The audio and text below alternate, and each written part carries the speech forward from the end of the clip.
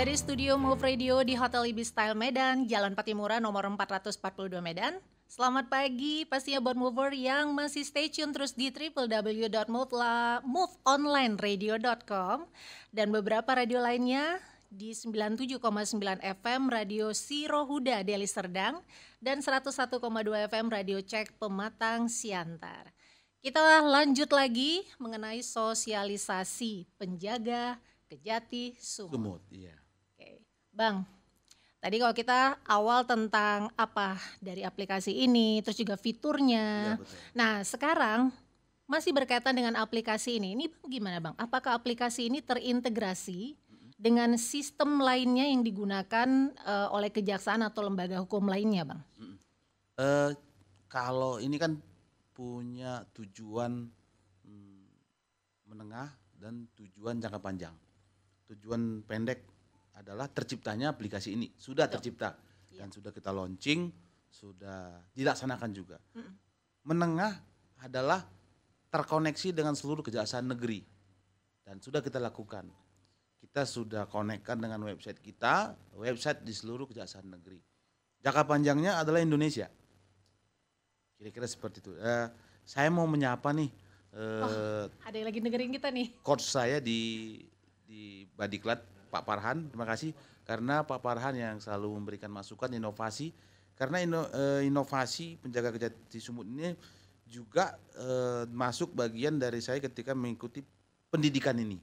Dan minggu depan akan dilantik. Kira-kira seperti itu. Jadi terima kasih Pak Farhan atas masukan dan bimbingannya selalu. Demikian juga Bapak Asintel dan seluruh siapapun jaksa dari kejaksaan yang mendengarkan ini. Terima kasih atas support dan bimbingannya selalu kepada saya dan di Kejaksaan Tinggi Sumatera Utara. Jadi Mbak itu sudah terkoneksi lah semua. Oke, mudah-mudahan jangka panjangnya nanti segera terrealisasi ya, Bang. Se-Indonesia. Se-Indonesia, betul.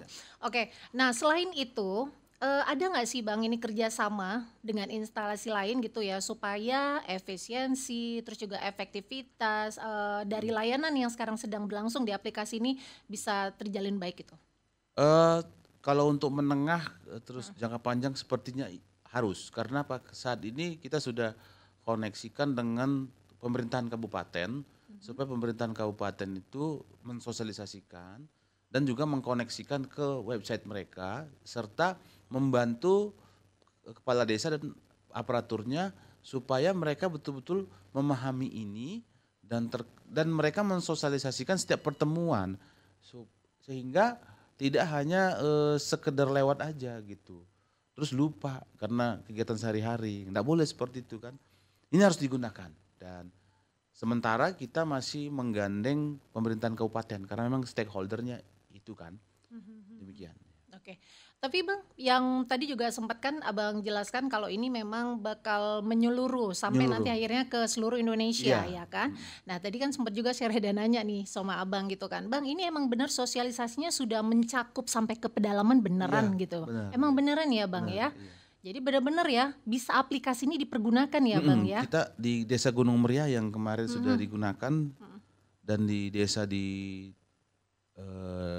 Sibolangit sudah kita praktekkan dan berhasil dan betul-betul mereka itu antusias dan di handphone saya ini sudah banyak sekali nomor kontak kepala desa. Mereka sangat antusias dan mereka sering bertanya langsung WA saya minta tolong dong pendapat ini, pendapat itu gitu. Jadi saya melihatnya ini efek daripada inovasi yang kita lakukan itu sehingga kan pada saat acara kita sampaikan nomor handphone, mereka catat dan mereka betul-betul langsung menghubungi via WA menanyakan apa kendala-kendala mereka dalam menyerap dana desa itu.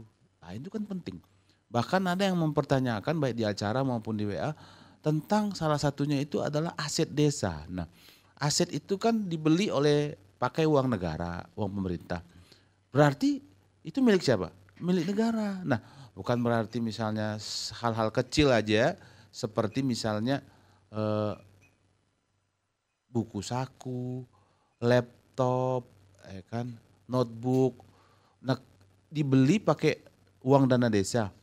Berarti itu bukan milik kepala desa atau aparatur. Berarti itu harus dibukukan asetnya. Dan itu milik pemerintah. Kalau rusak dibuat laporannya rusak.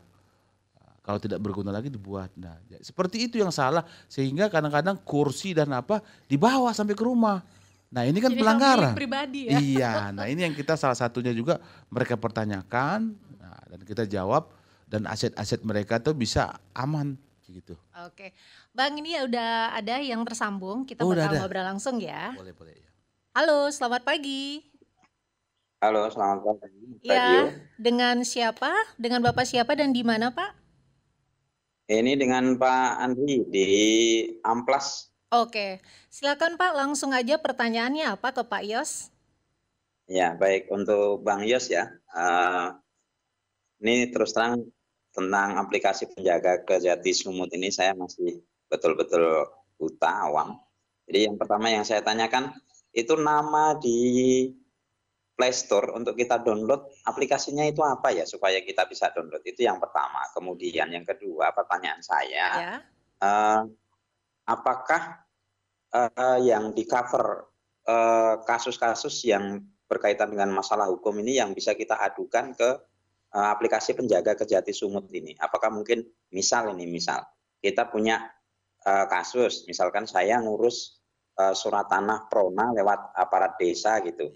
Kebetulan udah lama sekali sampai bertahun-tahun kok nggak siap-siap gitu. Apakah kasus-kasus yang seperti itu bisa kita adukan di aplikasi penjaga kejati Sumut gitu? Iya. Boleh, Oke. boleh. Ya. Itu saja Mungkin Pak ada pertanyaannya? pertanyaan saya yang pertama. Iya. Iya, terima kasih. Saya pendengar dari Radio Sirauda FM. Oh iya, Oh, iya, oke Terima Pak kasih. dari Deli Serdang Deli ya. ini, iya. Oke, Iya. iya. Salam ya Pak ya. Yuk. Baik Pak, Iya, terima Pak. Terima kasih. kasih atas Nanti akan penjelasan langsung beliau. dijawab sama Bang Yos ya. Selamat pagi Pak. Selamat pagi. Silakan Bang, langsung dijawab Ya, aja ini Bang. kan memang di Play Store ya. Hmm. Di Play Store tuh ketik penjaga kejati Sumut ya sudah muncul. Nah, itu sangat simpel sekali dan tampilannya juga sangat ya ada langsung lambang kejaksaan lah. Berarti emang benar. Iya. Kemudian Jelas. prosesnya itu sangat singkat sekali. Seseorang mencantumkan namanya, identitasnya, langsung muncul. Prosesnya diminta KTP. Kalaupun tidak ada KTP, tidak membatasi, nggak apa-apa, silakan masukkan dan akan keluar surat pernyataan dari Kejaksaan Tinggi Sumatera Utara bahwasanya mereka telah kita terima dan terproses dan kita sampaikan menunggu 1x24 jam untuk penentuan jadwal. Baik jadwal konsultasi, baik jadwal penerangan hukum Garda Desa. Jadi setelah tadi Mbak saya sampaikan, awalnya ini adalah aplikasi yang kita pikirkan hanya untuk Garda Desa, penerangan hukum. Tetapi meluas menjadi aplikasi daripada semua laporan bisa kita terima. Konsultasi terkait apa aja keluhan masyarakat, kita terima. Nah seperti Abang tadi yang menyampaikan tentang Prona, nah Prona ini kan lanjutannya ke BPN.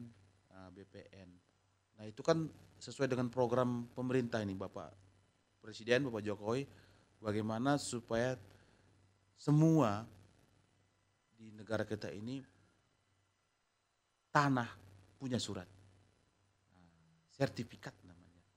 Prona itu memudahkan dan gratis. Nah ini kan kenapa orang ngejar itu karena mudah dan gratis.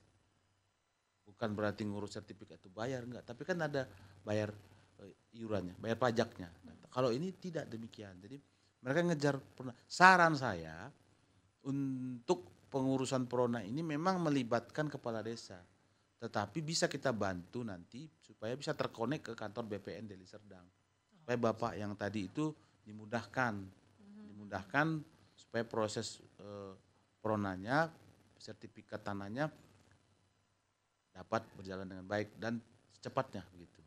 Selesai, oke. Iya. Mudah-mudahan sudah terjawab ya 2 pertanyaan tadi ya Bang ya. Oke Bang, ini ada dari WhatsApp yang masuk, kita sapa dulu. Selamat pagi Pak, saya Dinda dari Pematang Siantar. Saya mau nanya nih Pak, kira-kira apa aja ya langkah konkret yang dilakukan kejaksaan dalam menanggapi masalah hukum yang dihadapi oleh masyarakat melalui program Jaksa Menyapa ini? Itu aja, terima kasih Pak. Oh ya, banyak sekali. Banyak sekali. Dalam program Jaksa Menyapa kan bukan hanya sebatas tentang penjaga kejati sumut ini. Ini kan memang judulnya demikian ya. Pada hari-hari sebelumnya kita banyak tema tentang media sosial dampaknya, tentang narkoba, tentang tindak pidana judi online. Nah, banyak sekali yang kita bahas ya tentang kekerasan terhadap perempuan. Topiknya berbeda Oh, ya, beda iya pastinya banyak, gitu. iya banyak sekali topik yang kita bahas dan informasi yang kita sampaikan banyak sekali. Jadi beragam-ragam lah. Mungkin ke depan juga Jadi langkah konkretnya setiap nanti pembahasan ada dikasih solusi. Kalaupun ada. mau bertanya bisa langsung sesuai dengan topik yang Iya, ditanyakan. Mungkin seperti itu betul. ya Bang Iya. ya. Oke, oke, Mbak Dinda mudah-mudahan sudah terjawab. Selanjutnya Pak masih ada Iya. satu lagi. Oke, selamat pagi Kak Shirley dan Pak Yos. Halo Pak Anes, saya Pak Anes dari Pematang Siantar. Saya mau nanya nih Pak, bagaimana cara program Jaksa Menyapa memberikan edukasi hukum kepada anak-anak remaja? Terima kasih. Oh, Ini iya kayaknya ya. keluar dari topik ya Pak ya, Nggak apa-apa, tapi nggak nggak apa-apa. apa-apa. Oke, silakan Pak. Saya rasa ini menarik pertanyaannya ya. Memang di luar topik. Kenakalan remaja ya. Iya. Nah, ini memang luas sih kalau kita bahas. Tapi kenakalan remaja ini kan di buku-buku itu sih 20 tahun yang lalu sudah diprediksi ya di Indonesia itu. Saya nggak usah sebut nama salah satu bukunya, tapi itu pemimpin di bangsa dan negara ini saya sudah baca di 20 tahun yang lalu dan ternyata benar seperti geng motor dan lain-lainnya. Nah, kenakalan remaja itu adalah banyak faktor. Faktor yang paling menjadikan seseorang itu nakal itu kan adalah keluarga, kontrol keluarga. Nah, kok ini penting. Kalau dibilang habit, saya kira zaman sekarang ini tidak terlalu lah ya. Kontrol keluarga itu harus besar. Jadi peran ayah dan ibu keluarga terhadap seorang dalam masa pertumbuhan itu sangat penting. Kontrol. Mengatakan tidak kepada seorang anak itu bukan hal yang tabu ya. Memang harus dinyatakan tidak kalau memang tidak. Adanya kontrol itu demikian. Karena ada pendapat mengatakan jangan keras terhadap anak. Betul. Tapi kalau kita tidak keras di saat zaman sekarang ini bagaimana? Dan saya lihat flashback bagaimana orang tua kita dulu terhadap anak itu keras tapi terarah ya. Keras berarti bukan mukul ya. Keras itu disiplin maksudnya. Keras bukan mukul, bukan. Itu salah. Kerasnya itu disiplin. Membuat disiplin aturan di dalam keluarga itu sangat akan membentuk seseorang, anak. Sehingga terbentuk cara berpikirnya. Kemudian yang kedua itu sekolah. Nah, sekolah. Nah, peran kita ke sekolah itu di kejaksaan adalah JMS, jaksa masuk sekolah. Di situ kita sampaikan bagaimana salah satunya tentang kenakalan remaja. Nah, di remaja ini saya mau menyampaikan adalah narkoba karena saya melihat ini yang paling krusial dan paling penting nih. Ini musuh kita bersama dan tanggung jawab kita bersama. Musuh kita bersama, semuanya kita nih. Dan tanggung jawab kita bersama, semua kita. Tidak bisa hanya aparat hukum, keluarga, lingkungan. Narkoba sekarang ini ada namanya paket murah. Nah, paket murah itu dengan 50.000, 100.000 orang bisa menggunakan sabu. Nah, berarti semua orang bisa terkena dan mereka itu kan mencari orang-orang yang akan mau menggunakan dengan berbagai cara. Nah, paket murah ini bisa terhadap masyarakat bawah, tukang beca, petani. Kita nggak bisa pungkiri, datanya pasti ada. Petani, tukang beca sudah menggunakan narkoba. Bagaimana dengan anak-anak yang remaja yang merupakan generasi penerus kita? Nah, ini yang harus kita perhatikan betul. Makanya ada keterkaitan. Kenapa ada keterkaitannya? Ketika seorang remaja nakal kemudian dicampur dengan narkoba, apa yang terjadi? Kebrutalan, pidana, ini bagaimana? Ini yang kita sebut pencegah. Kita harus mencegah dan ini tanggung jawab kita bersama. Tidak boleh satu pihak, pemerintah, Pemkab atau wali kota itu nggak boleh. Semua harus tanggung jawab kita bersama ini. Demikian. Berarti udah terjawab ya Pak Anes ya. Jadi sebenarnya untuk dari Kejati sendiri untuk edukasi terhadap anak-anak remaja ada ya dengan program yang tadi ya ke sekolah-sekolah ya Bang ya. Iya. Nah itu juga. Oke. Mudah-mudahan sudah terjawab Bang Anes dan sekarang kita lanjut lagi, masih ada telepon ya? Oke, kalau gitu langsung aja kita sapa dulu. Halo, selamat pagi. Selamat pagi, Bu. Iya, dengan siapa? Di mana? Saya Windy, Bu, dari Pematang Siantar. Oh iya, oke. Silakan Mbak Rini, apa pertanyaannya bisa langsung ditanyakan kepada Bang Yos. Mau tanya nih, Bu. Ya. Kira-kira apa ya, Bu, yang menjadi strategi utama dalam mencapai tujuan preventif dari program Jaksa Menyapa ini, Bu? Itu saja, Bu. Terima kasih. Oke, terima kasih. Baik, Bang. Ya. Apa ini, Bang? Programnya banyak ya, sasarannya banyak. Masyarakatlah secara umum. Kita berharap, harapan kita ya, bagaimana masyarakat itu kenal hukum dan menjauhi hukuman. Jadi tahu dia hukum itu apa, aturannya apa, sehingga terjauh dari hukuman. Sanksinya apa? Iya. Semua itu. Narkoba, kita bahas lagi masalah narkoba. Jangan hanya berpikir menggunakan narkoba itu pidana. Mengetahui tidak melaporkan juga pidana. Seseorang si A tahu di suatu tempat itu atau di suatu tempat kos ada narkoba, ataupun dia menyaksikan di sampingnya orang menghisap narkoba dan tidak melaporkan. Ketika ini menjadi permasalahan hukum, dia bisa terkena pidana. Nah, sasaran kita apa? Masyarakat. Nah, cara kita dari Kejaksaan Agung sampai Kejaksaan Tinggi, Kejaksaan Negeri adalah dengan program Jaksa Menyapa, Jaksa Masuk Sekolah, ke seluruh lapisan masyarakat kita hadir. Tagline kita itu tadi, kenali hukum, jauhi hukuman. Nah, kira-kira seperti itu, Mbak. Oke, mudah-mudahan sudah terjawab. Tapi yang pasti Bang, memang untuk tindakan preventif saya jadi menarik satu aja. Berarti kalau misalnya tahu ini ada orang yang pakai narkoba, kita tahu tapi kita nggak nyampe, itu benar kena hukum juga? Bisa, ya makanya hati-hati. Nah tadi saya di awal saya bilang ini menjadi tanggung jawab kita bersama. Undang-undang itu sudah mumpuni, itu dipikirkan udah bertahun-tahun dan dibuat itu untuk jangka panjang. Undang-undang itu no limit sebetulnya. Nah. Oke.